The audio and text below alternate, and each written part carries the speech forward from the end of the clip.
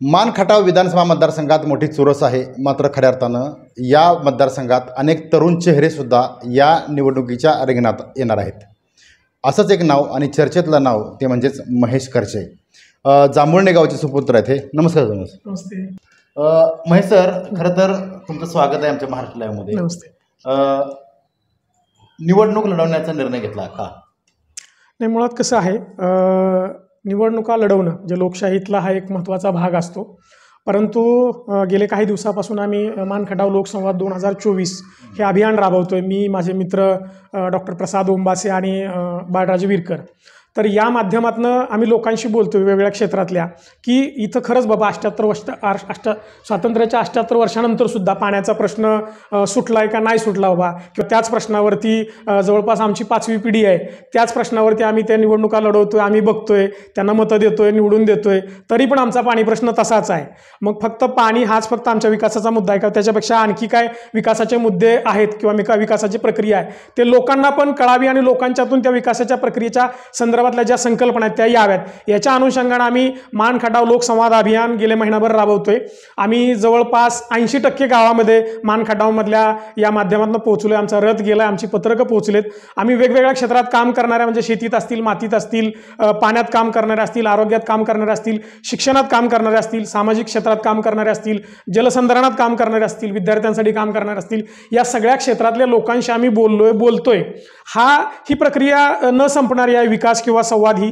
आणि त्या माध्यमातून बरेच सारे प्रश्न आमच्या समोर येत आहेत। लोक सांगतायत इथं विकासाच्या दृष्टीने काय व्हायला पाहिजे। फक्त पाणी पाणी पाणी करून इथला प्रश्न सुटणार नाही। आणि आजपर्यंतचे सगळे लोकप्रतिनिधी पाण्याचं राजकारण मान खटावच्या जनतेला फसवत आहेत। खरं तर तुम्ही उच्च शिक्षित आहात, कृषी क्षेत्रामध्ये आणि कृषी खरं तर पदवीधर आहात। तरुणांचे कोणते प्रश्न, तुम्ही सांगितलं बेरोजगारी तर आहेच, पाण्याचं तर आहेच, मात्र हे निवडणुकीसाठी तुम्हाला थोडं समोर मातब्बर दिसत आहेत आणि तुम्ही कशा पद्धतीने वाटचाल करताय? नाही, मातब्बर किती आणि किती मोठे असले तरी खरं तर ही चमकोगिरी आहे, ही फसवाफसवी आहे आणि ही मान खटावच्या जनतेला लक्षात आलंय। म्हणजे खरं तर उपवासानं आमच्या मान खटावच्या जनतेला ही मान खटावची मेंढर आहेत असं हिनवलं जातं, म्हटलं जातं राजकारणात सुद्धा। परंतु हा एक भाग झाला, म्हणजे ज्यांनी फसवायचं त्यांनी फसवलं। परंतु आत्ताच्या सुद्धा लोकप्रतिनिधी असतील ते सुद्धा फसवायचंच काम करतायत पाण्यावरनं। म्हणजे हा सगळा जर आता पाण्याचा असेल, ह्यांनी सांगितलं की 40 वर्षात काय झालं नाही म्हणून मी राजकारणात आलो आणि मी तुम्हाला पाणी देतो। पण माझा एक प्रश्न आहे, हा जनतेचा प्रश्न आहे, मान खटावच्या जनतेचा, की दरवेळेला इलेक्शन आलं, निवडणुका आल्या की पाणी कसं काय मतदारसंघात येतं आणि त्या पाण्यात हे जे लोकप्रतिनिधी आहेत तिथं आंघोळ करतात। आणि हा सगळा चमकोगिरी करण्याचा प्रकार आहे, हे सगळं जुगाड आहे, हे सगळं खोटं आहे। हे पाणी बिनी आहे ना, हा सगळा भूलभुलई आहे। इथले प्रश्न तसेच आहेत। इथल्या तरुणांचं बघितलं तर इथले आज मला सांगा, हे 15 वर्ष सांगतात विकासाची गंगा आणली, विकासाची गंगा आणली। आमच्यातले आज ही सगळी तरुण मुलं पुण्या मुंबईला ते रंग कामगार करायला जातात, सोना चांदीला जात आहेत। आमची लोक ऊस तोडीला तुमच्या कराड, सातारा, कोल्हापूर भागात येत आहेत। ही आज का परिस्थिती आहे? म्हणजे आमच्या या 15 वर्षात म्हणजे आता एकाही तिथल्या तरुणाला रोजगार उपलब्ध करू दिला नाही। परंतु आज त्या लोकांना तिथं जी काय गुंडगिरी चालल्या, तरुण जी कवळी पोरं 10-15 वर्षाच्या लोकांना त्या गुंडगिरीचं आकर्षण वाटायला लागले। आज ही गांभीर्याने घेण्याजोगी गोष्ट आहे। मग हे सगळं बदलायला पाहिजे। गुंडगिरी किंवा ही जी दादागिरी आहे, पैशाचं राजकारण आहे, हे मान खटावचा विकास करू शकत नाही। ही जी गबरगंड लोक आहेत ती लोकांना फक्त फसवायचं काम करतात। तुम्ही सध्या निवडणूक अपक्ष लढवणार आहात की कोणत्या पक्षाच्या पाठिंब्यावर लढवणार आहात? हो का? निवडणूक लढवणं न लढवणं हा जनतेच्या पाठिंब्यावरचा विषय आहे। आम्ही लोकसंवादाच्या माध्यमातून विविध लोकांशी बोलतोय, सामाजिक क्षेत्रातल्या, राजकीय क्षेत्रातल्या लोकांशी बोलतोय, लोकांशी जातोय। मी त्यांना हे पण विचारलं बाबा आम्ही याच्यात काय भूमिका घ्यायला पाहिजे। तर लोकांची ही भूमिका आहे की तरुणांनी, चांगला विचार करणाऱ्या तरुणांनी राजकारणात आलं पाहिजे, ह्या सगळ्या प्रक्रियेत आलं पाहिजे। चांगली लोक राजकारणात नाहीती म्हणून जे काय सगळे वाईट पर्याय आहेत त्यापैकी एक पर्याय लोकांना निवडावा लागतोय।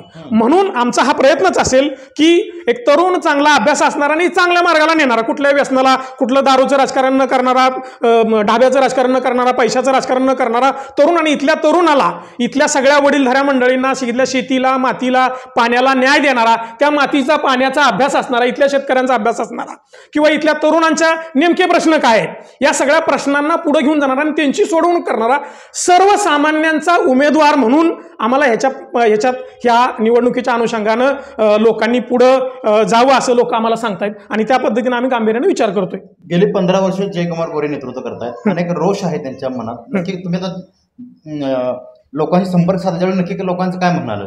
हो का? कसं आहे माहिती आहे का, आता मी मागाशी तुम्हाला सांगितलं की ही आम्हाला असं हे नव्हतं की मान खटावची मेंढरा आहे ती म्हणून. आता असं झालं की एक लांडगा त्या मेंढराचं कातडं पांघरून आमच्या मेंढराच्या कळपात शिरला आणि त्या मेंढरासनी म्हणायला लागला की मी तुमचा दोस्त आहे, मी तुमचा दोस्त आहे. म्हणजे 1 वर्ष झालं, 2 वर्ष झालं, 5 झाली, 10 झाली, 15 झाली. आता ह्या 15 वर्षात झालं काय, आता आमच्या त्या धनगर बांधवांच्या लक्षात यायला लागलंय की बाबा 1-1 वर्षात माझी मेंढर का कमी व्हायला लागली आणि आता कळप संपायची वेळ आली.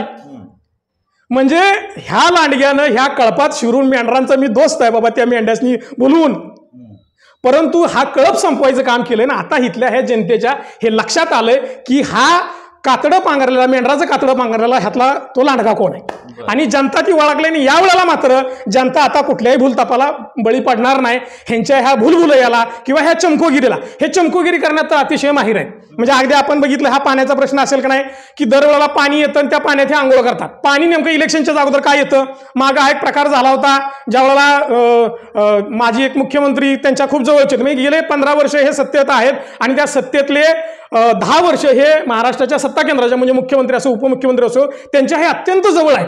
परंतु मानखटावचे प्रश्न आजही सुटले नाही. हे दुसऱ्याकडे बोट दाखवते, ह्याच्याकडे बोट दाखवायचे, त्याच्याकडे बोट दाखवायचं, तुम्ही काय केलं त्याचं काय, हे चमकोगिरी करण्यात अतिशय माहीर आहेत. म्हणजे बघा मान खटावच्या त्या माळावरती त्या बंधाऱ्यात ह्यांनी बोट आणून त्या माजी माननीय मुख्यमंत्र्यांना त्या बोटीत बसून तिथं बोटिंग केलं, जणू काय मान खटाव आता बोटिंग करण्यासाठी. हे 10 वर्षापूर्वीची गोष्ट आहे आणि तिथं दुसऱ्या दिवशी त्या बंधाऱ्यात पाणी नव्हतं. म्हणजे ही चमकोगिरी, ही फसवेगिरी लोकांच्या लक्षात आलेली आहे आणि आता ही जनता ह्याला काय बोलणार नाही.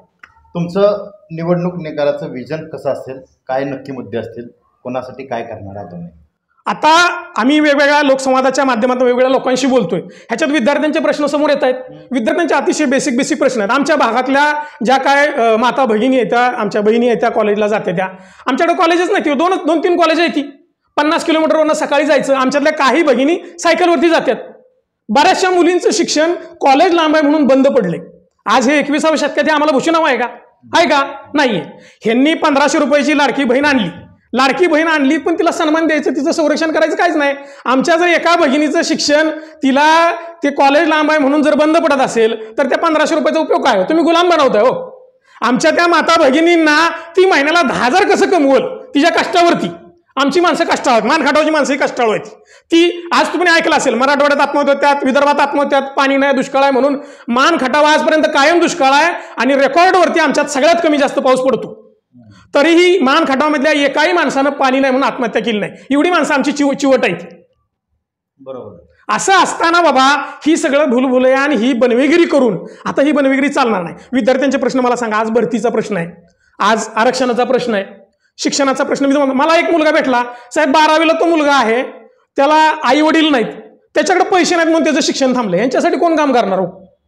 आज मला सांगा, ह्यांच्यातल्या बऱ्याचशा नेत्यांच्या कार्यकर्त्यांची अवस्था सुद्धा अशी आहे. तुम्हाला सांगतो, ह्यांच्या बऱ्याच जणांच्या बायका ह्यांना सोडून गेल्या. ह्यांनी इतकं वाहून या नेत्यांना घेतलंय. तुम्ही मुलाखतीत सुद्धा बघत असाल, त्यांच्या बायका म्हणतात की आमच्या नवऱ्याला सोडा, त्याला घरदार पण बघू द्या, घर संसार बघू द्या. म्हणजे ह्यांनी ह्यांच्या कार्यकर्त्यांचं सुद्धा वाटोळ करायचं काम केलेलं आहे. हे जनतेचं काय भलं करणार आहे? महेशजी मला सांगा, रोजगार निर्मितीचा मोठा प्रश्न आहे. आरोग्याचं एकही हॉस्पिटल मतदारसंघात मोठं नाही. याचबरोबर शिक्षणासंदर्भात सुद्धा मोठ्या संस्था नाहीत. ते आवाज उठवणार कधी? हा, जनता आता आवाज उठवायला लागले. जनतेच्या आता लक्षात आलंय इथं कॉलेज पाहिजेत, शाळा पाहिजेत, चांगलं हॉस्पिटल पाहिजे, त्याला उपचार मिळाला पाहिजे. आता इथल्या लोकप्रतिनिधींनी शिक्षण संस्था काढल्या पाहिजेत किंवा हॉस्पिटल उभी केली पाहिजेत. ह्या सगळ्या लोकांनी त्याच्यात योगदान दिलं पाहिजे असं अपेक्षित असताना ह्यांनी दुसऱ्याच्या संस्था ताब्यात घेऊन त्या लुटायचं काम केलं. म्हणजे हॉस्पिटल असेल, शिक्षण संस्था असेल, ह्यांनी स्वतःचं काय उभं केलं नाही. हे चमकोगिरी करायचं, दुसऱ्याचं जे आहे तिथं घुसायचं. म्हणजे उंट एखाद्या ह्याच्यात घुसला की ती उंट कसा त्या पालासहित निघून घेऊन जातो, म्हणजे आसराला येतो पण ती पाल घेऊन जातो, तशी परिस्थिती मान खटावमध्ये आहे. आज मला सांगा, मानमध्ये एकही मान खटावमध्ये चांगलं हॉस्पिटल नाही. आज शिक्षण संस्थांची वाईट अवस्था. आमच्याकडे मेडिकल कॉलेज नाही. जे होतं त्यांनी ते बंद पडायचं काम केलं. तिथं घुसून शिक्षण संस्था दुसऱ्याच्या ताब्यात घेतल्या. ह्यांनी सुद्धा काढायचा काही विषय नाही. तिथं कृषीचं कुठलं कॉलेज नाही. आहेत ते कॉलेज तुटबुंदी आहेत. ती सुद्धा कॉलेज आमचे 50, 60, 70 किलोमीटरवर जर आमच्या मुलं मुली जर जात असतील तर कसं शिक्षण होणार आहे? कर्मवीर अण्णांचं आमच्या भागात मोठं शिक्षणाच्या बाबतीनं काम आहे म्हणून आमच्या भागातली मुलं काही शिकली मागच्या पिढीपासून आणि ती कुठंतरी या मुख्य प्रवाहात आली, शिक्षणाच्या प्रवाहात येऊन थोडी प्रगती करायला लागली. पण त्याच्यानंतर नवीन काहीच झालं नाही शिक्षणात काम. रोजगारात तुम्ही म्हणाल तर आज इथल्या 78 वर्षात तिथे एकही चांगला उद्योग उभा राहिला नाही. मागच्या 15 वर्षात नाही, त्याच्या अगोदर पण नाही. आता तिथे MIDCचा प्रश्न, MIDC मंजूर झाले आणि त्याचं श्रेय घेण्यासाठी हे पुढे लाटपडते. पण तिथल्या शेतकऱ्यांची जी तळमळ आहे, ज्यांच्या जमिनी त्या MIDC मध्ये जात आहेत, त्या लोकांची जी तळमळ आहे ती म्हणतात अरे आमची मडी पाडून तुम्ही कुठे MIDC उभारता. तर MIDC उभी राहिली पाहिजे का? तर MIDC उभी राहिली पाहिजे. आमच्या भागात उद्योग उभा राहिले पाहिजेत, ते माळरानावरती उभे राहिले पाहिजेत. तिथली कुठली बागायत जमीन घेतली नाही पाहिजे. आणि ज्या शेतकऱ्यांची जमीन घेणार आहे त्या शेतकऱ्यांना विश्वासात घेतलं पाहिजे. तर हे सगळं पुढे जाईल आणि तिथल्या तरुणांना रोजगार मिळेल. बरं, हे सगळं आता होत असताना रोजगाराच्या बाबतीत हे कॉन्ट्रॅक्टर आणि हे सगळं कमिशनचं एजंट सुरू झालंय. त्याच्यात सुद्धा हे सगळे बाहेरची लोक घुसले होतो. तिथं भ्रष्टाचाराचा प्रचंड, आज गुंडगिरी, सगळे अधिकारी तिथे सगळे दबावाखाली आहेत. प्रशासन सगळं दबावाखाली आहे. लोकांसाठी कोण काम करते? पोलीस स्टेशन खोटं गुन्हा नोंदवायचं काम चालू आहे. आज कोणी आवाज उठवला त्याला खोट्या गुन्ह्यात अडकव, त्याचं आयुष्य बरबाद कर.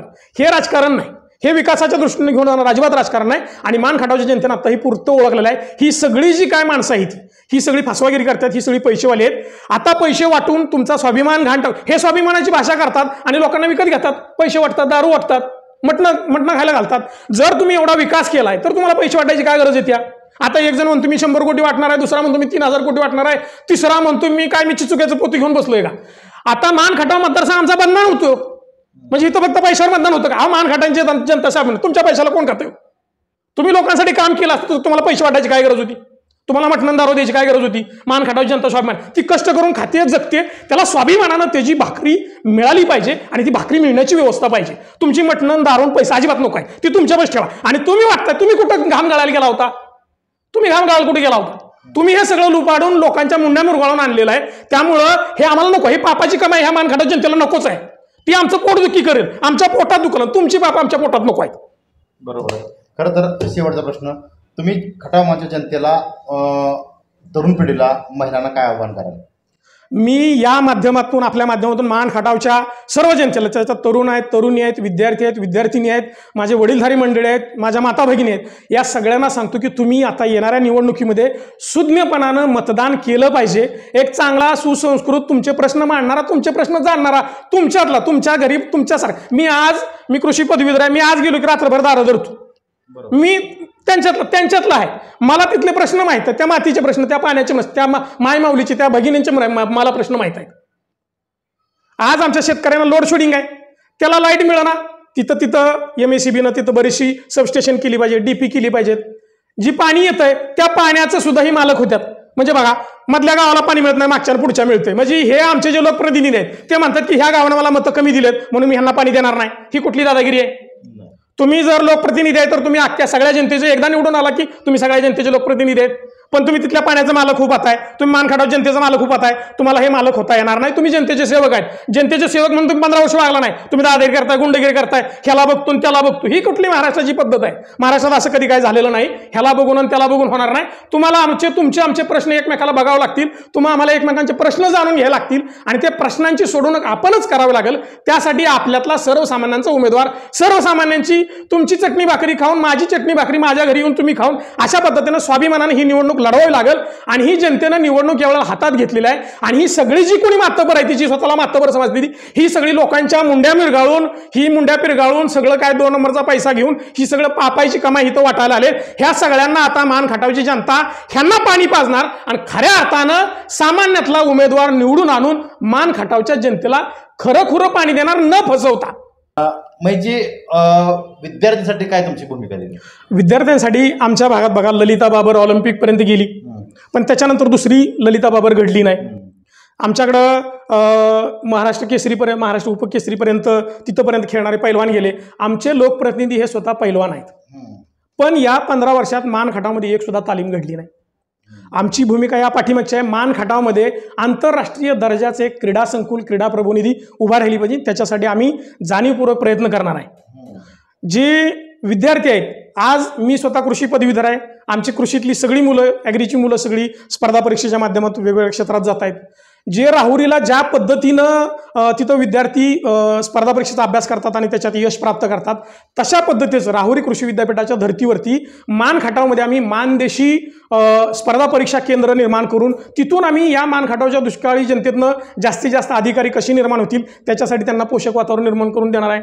जे पाणी येणार आहे, जे काही यायचं आहे ते पूर्ण क्षमतेनं आणण्यासाठी आम्ही पूर्ण प्रयत्न करणार. त्याच्यात खोटापाटा न करता, कुठेही आंघोळ्या न करता किंवा कुठेही चमकोगिरी न करता जे आहे ते वास्तव जनतेसमोर मांडून, आणि त्याचबरोबर जे आमच्या भागात नैसर्गिकरित्या जे पडणारं पाणी आहे ते माथा ते पायथा म्हणजे टॉप टू बॉटम आम्ही ते सगळं पाणी जिरवून आणि आमची जी मूळची पिकं होती त्या मूळ पिकाचं संवर्धन आणि संशोधन करून आमची खिल्लार गाय असेल, आमची बाजरी असेल, मटकी असेल, हुलगा असेल, या पिकांचं संवर्धन करून डाळिंब असेल, ह्या सगळ्यातनं तिथं कसं आर्थिकदृष्ट्या प्रगती निर्माण होईल त्यासाठी आम्ही लोकांच्या माध्यमातून, लोकांच्या सहभागातून ही सगळी एक लोक चळवळ म्हणून उभी करणार आहे.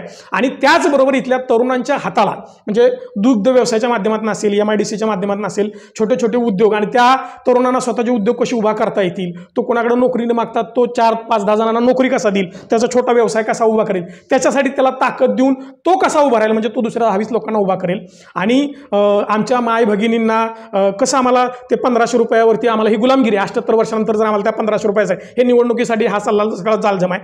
तिला 1500 रुपये न देता तिला दर महिन्याला 15,000 रुपये ती स्वतःच्या कष्टानं कसं कमवू शकेल आणि स्वाभिमानानं तिचं कुटुंब कसं पुढे घेऊन जाऊ शकेल, याच्या दृष्टीनं आम्ही प्रयत्न करणं ही आमची पाठीमागची. तर हे होते महेश करचे. खरं तर खटाव मानचा स्वाभिमान आणि कशा पद्धतीनं अत्यंत आक्रमकपणे आणि खरं तर मान खटावच्या जनतेला मनातील आवाज त्यांनी आता इथं व्यक्त केलेला आहे. महेशजी, तुम्हाला पुढच्या भावी वाटचालीसाठी शुभेच्छा. थँक्यू.